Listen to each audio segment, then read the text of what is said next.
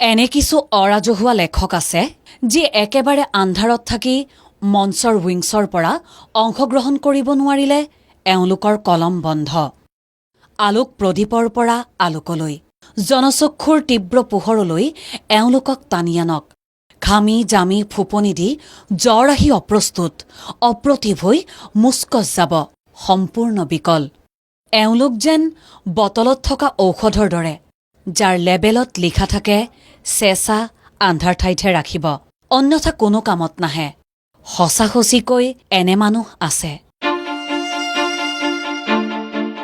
আজিৰ পৰা প্ৰায় 10 বছৰৰ আগলৈকে গুৱাহাটীৰ অলিয়ে গলিয়ে ঘূৰি ফুৰিছিল এজন বিশেষ লোক। লোকচক্ষুৰ পৰা সদায় আঁতৰি ফুৰিছিল তেওঁ। কাগজে পত্ৰই প্ৰকাশিত হৈছিল এটাৰ পাছত আনটো চমৎকাৰী গল্প। কেতিয়াবা যদি চেলুনৰ কথা, কেতিয়াবা আকৌ নিৰ্জন দুপৰীয়া এটাৰ কথা, কেতিয়াবা আকৌ ছেমিষ্টাৰ শেষ হোৱাৰ কথা। পাঠকৰ মাজত তীব্ৰ কৌতূহল। কোন তেওঁ? ঠিকনা বিচাৰি হাহাকাৰ। দুই এজন কৌতূহলী পাঠকে সন্দেহবশতঃ অসম অভিযান্ত্ৰিক মহাবিদ্যালয়ৰ পদাৰ্থ বিজ্ঞানৰ অধ্যাপক সুৰেন্দ্ৰনাথ মেধিৰ কাষ চাপিল। কিন্তু সুৰেন্দ্ৰনাথ মেধিয়েওচোন চিনি নাপায় তেওঁক। আমি কবলৈ বিচাৰিছো সৌৰভ কুমাৰ চলিহা নামৰ চৰিত্ৰটোৰ কথা। 1950 চনত ৰামধেনুৰ পাতত অশান্ত ইলেক্ট্ৰনৰ জৰিয়তে অসমীয়া সাহিত্য জগতত ধুমুহাৰ সৃষ্টি কৰিছিল কথাশিল্পী সৌৰভ কুমাৰ চলিহাই। আজি তেওঁৰ 10ম মৃত্যুবাৰ্ষিকী। সম্ভৱতঃ 80ৰ দশকতে পোনপ্ৰথমবাৰৰ কাৰণে সৌৰভ কুমাৰ চলিহাৰ গল্প পঢ়ি অভিভূত হৈছিলোঁ। তেতিয়া আমি হাইস্কুলৰ ছাত্ৰ, আৰু আজিকো প্ৰতি আজি তেখেতৰ মৃত্যুৰ 10 বছৰ সম্পূৰ্ণ হ'ল। তেখেতৰ গল্প আৰু ৰচনাই আমাক মুগ্ধ কৰি ৰাখিছে। কিছুদিন আগতে ডক্টৰ হীৰেণ গোহাঁই এঠাইত কৈছে যে সৌৰভ কুমাৰ চলিহাৰ গল্প বিশ্বমানৰ, আৰু সেই কথা আমিও আন্তৰিকতাৰে বিশ্বাস কৰোঁ।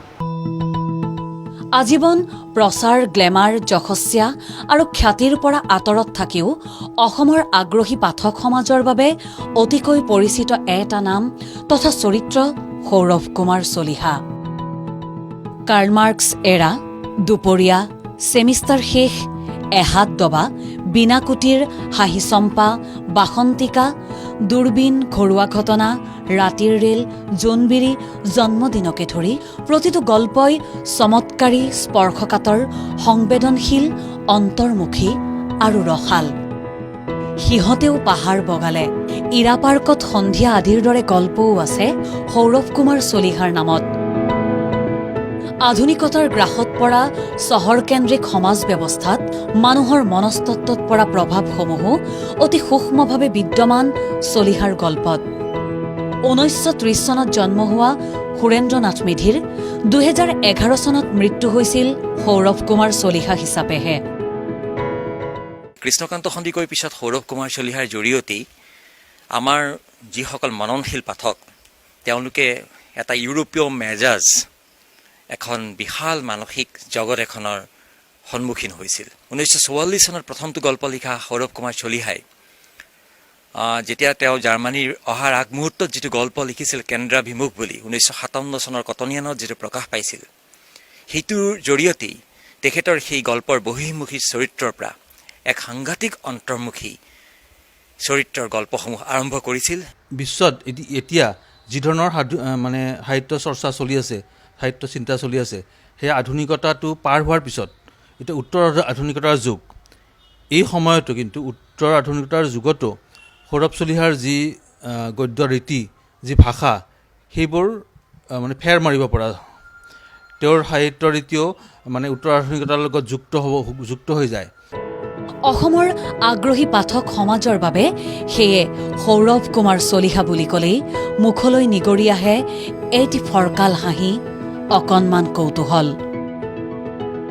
Bureau report, NKTV।